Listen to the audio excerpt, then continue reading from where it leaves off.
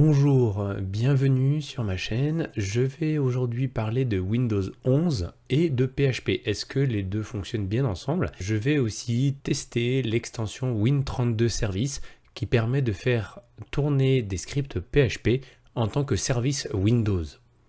Allez, c'est parti. Pour commencer, je vais démarrer une nouvelle machine virtuelle. Alors, Win 11, alors Windows 10, on va lui mettre 10 Go de RAM et hop, le disque dur, je ne touche à rien, je laisse 50 Go, on verra bien ce que ça donne. Je vais aller dans la configuration par contre pour aller dans le stockage et choisir un disque. Voilà. Et c'est parti. Maintenant, je vais tenter de démarrer. Donc là, hop. Démarrer. Ah, déjà, première information, c'est bien le nouveau logo de Windows 10. De Windows, pardon, parce que c'est plus Windows 10, c'est Windows 11. Alors ça ressemble beaucoup au démarrage de Windows standard.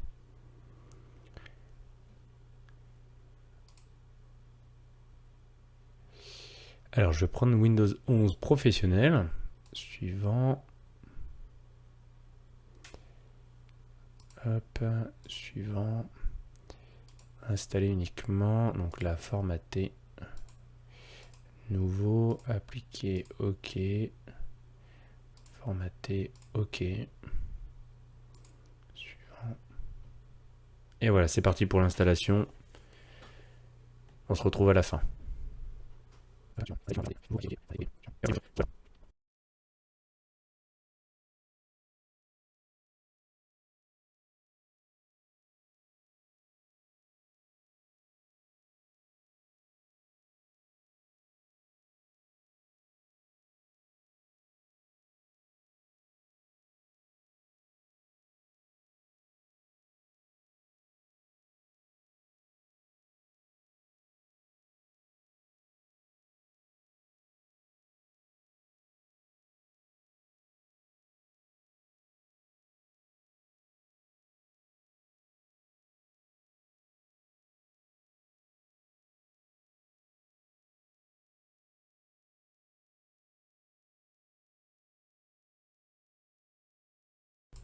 Ça y est, c'est prêt à être utilisé directement. Je vais éjecter le disque.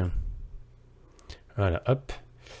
Maintenant, on va voir ce que ça donne pour la configuration.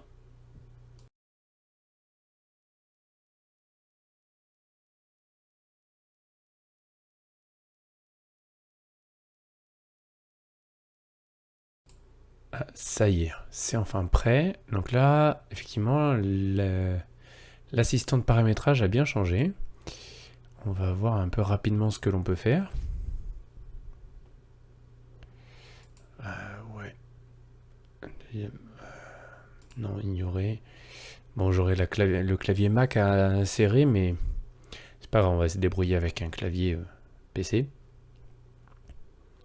Oui, je suis sur Linux avec un clavier Mac. J'aime énormément le clavier Mac, du coup, c'est encore le clavier que j'ai. Et je l'utilise sur tous les OS, il n'y a pas de souci pour ça.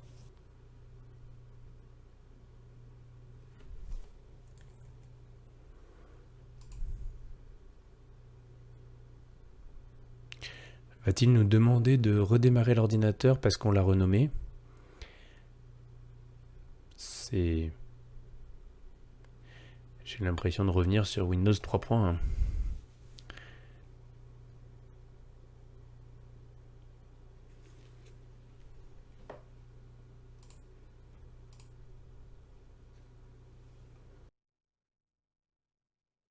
En fait, maintenant, on ne peut plus configurer Windows sans compte Microsoft.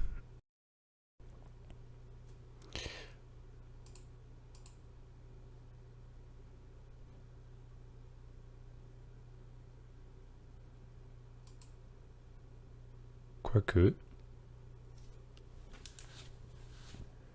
Connectez-vous, profitez. Ouais, non. Expérience limitée. Au final, si on arrive à se connecter. Alors moi, il ne m'intéresse pas du tout de voir en fait les nouveautés de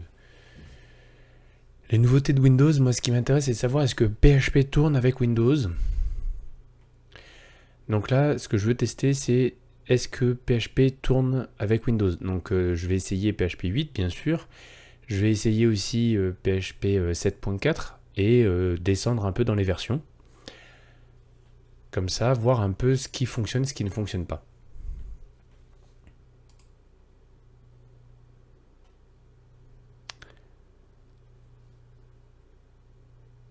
Ok, nous sommes maintenant sur Windows.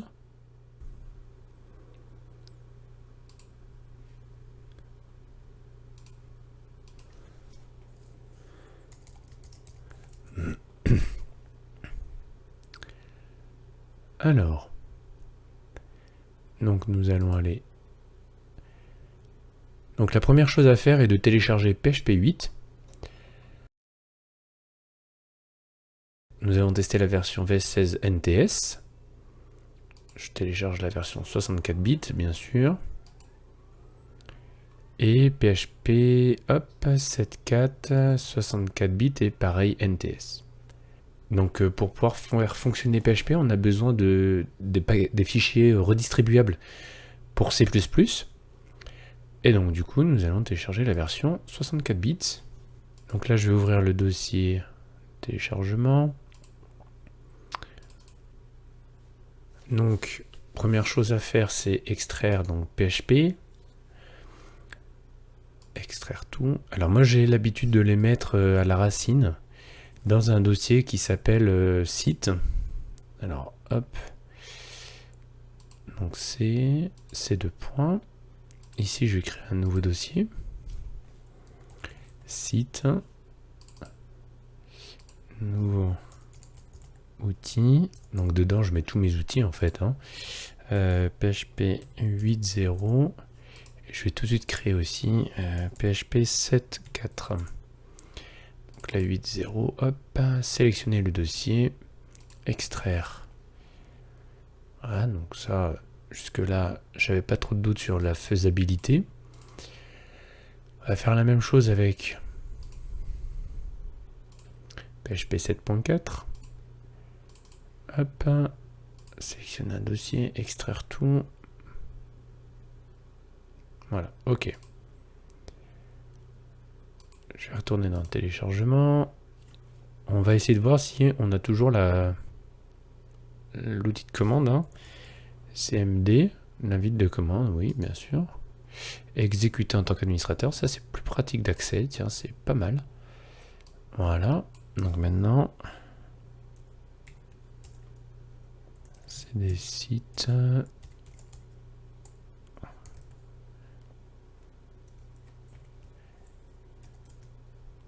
PHP 8. Donc là, si je fais php.exe, il devrait me dire une erreur. Voilà, c'est ça. Il me dit comme quoi le CV, Visual C Runtime n'est pas présent. Donc là, il me met vraiment un problème. Donc le Visual C, il est là, on va l'installer. On accepte, installer. Oui, installation des installations réussie, fermé. C'est extrêmement rapide. C'est vraiment agréable ça que ça soit aussi rapide. Et maintenant, quand on fait ça, bon, déjà il ne met plus d'erreur. Ok. Donc là, maintenant, on va faire -v. On va lui demander quelle est la version. Donc là, on voit que PHP fonctionne.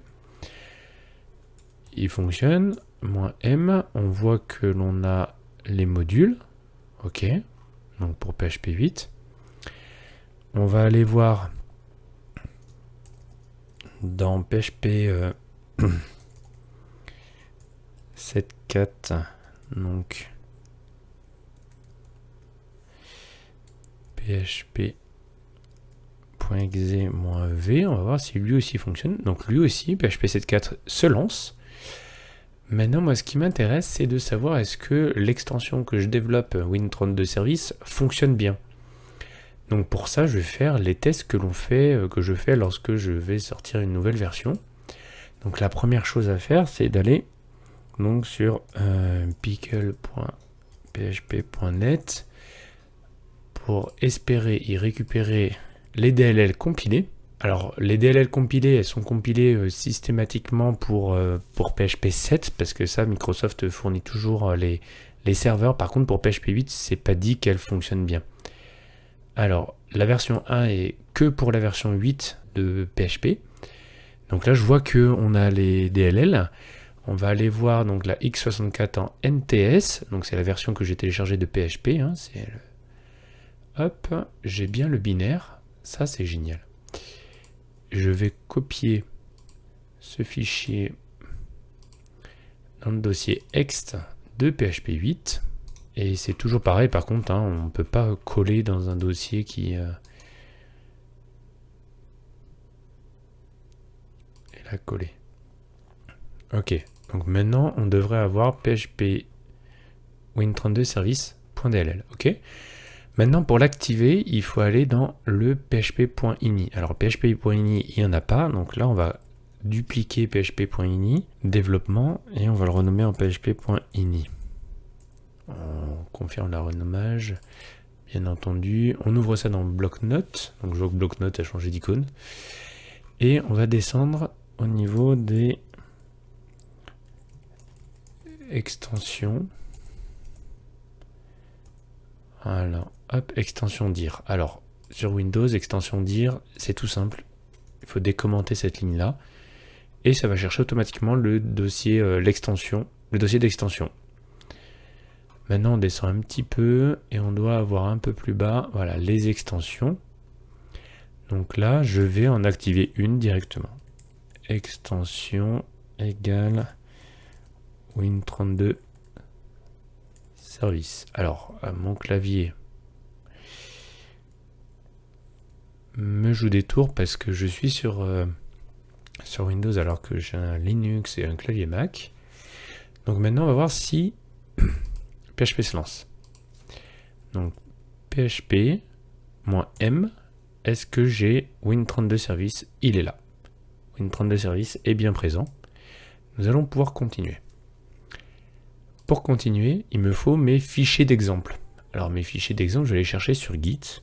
Donc Win32 service. Hop, donc sur Win32 service, ici voilà, j'ai les fichiers d'exemple.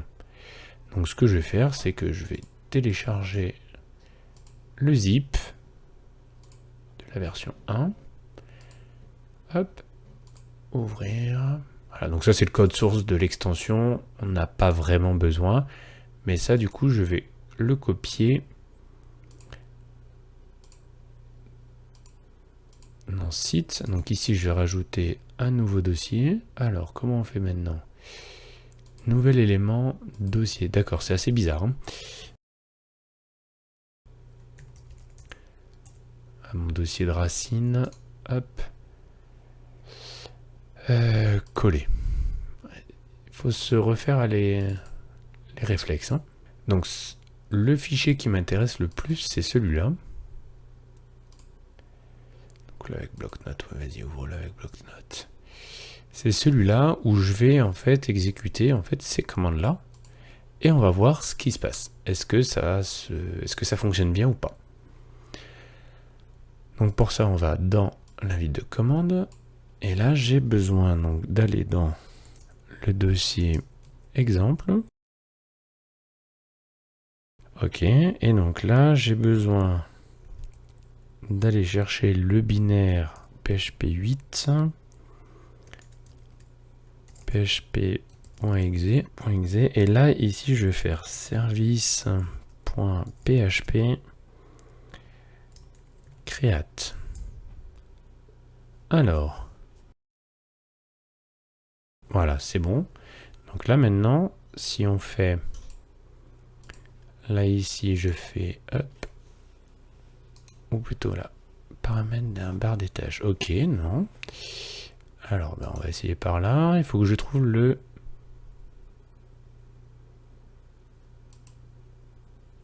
D'accord.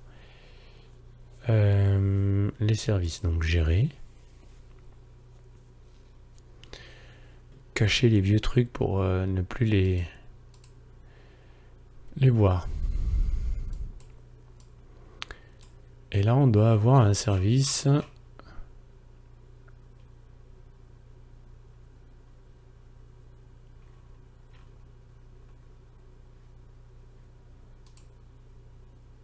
va aller voir le nom, parce que j'ai perdu le nom du service qui est ajouté.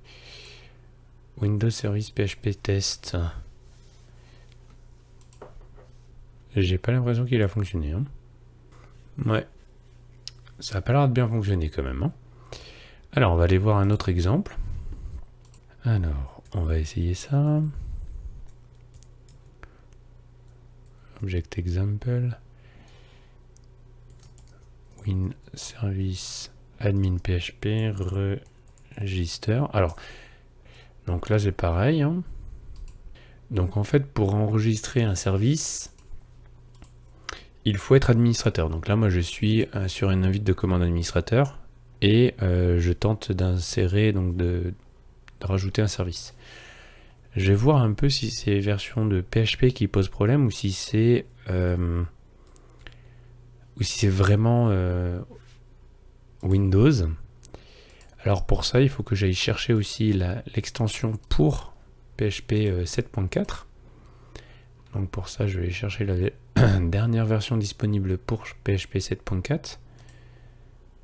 Donc qui est la 0.4.2. Donc 7.4 NTS.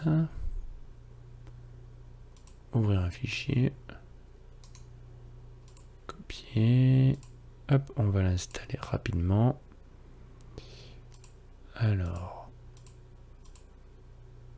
outils PHP 7.4, donc dans extension coller.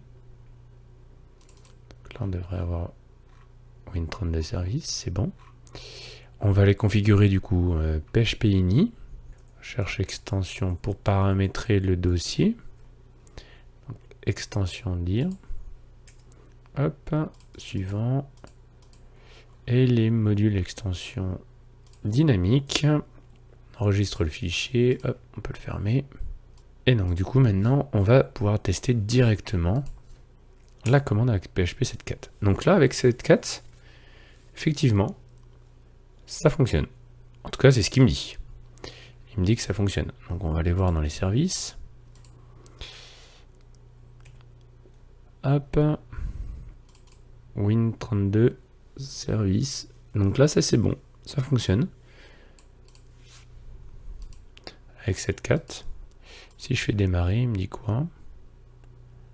Cours d'exécution. Ok. Arrêter. Ok.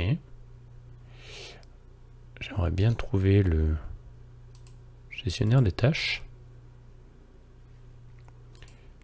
Alors, clavier. Gestionnaire des tâches. Plus de détails.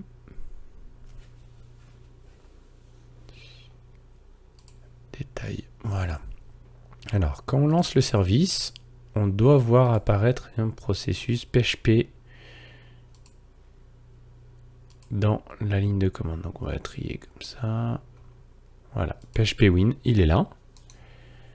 Est-ce qu'on peut avoir plus d'informations sur la ligne de commande, par exemple? Donc, effectivement, il fonctionne bien. Il est bien lancé. Et maintenant, on va l'arrêter.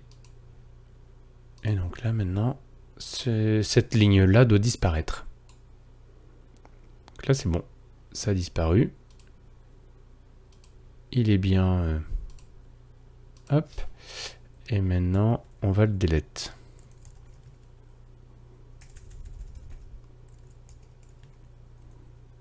Voilà. Il est delete.